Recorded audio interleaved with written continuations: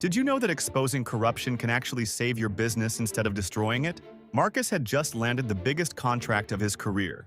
City renovation work worth $200,000. His small construction company was finally going to make it. Then he overheard a conversation at a coffee shop.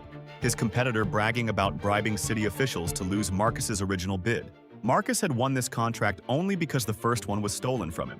He could stay quiet, keep the money, save his business. But 3 families depended on his company. If this came out later, they'd all go down.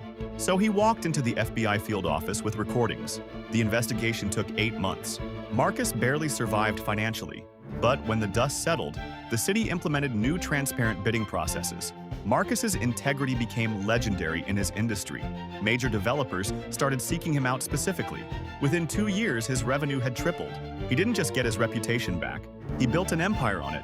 Sometimes losing everything is the only way to gain what really matters: your character.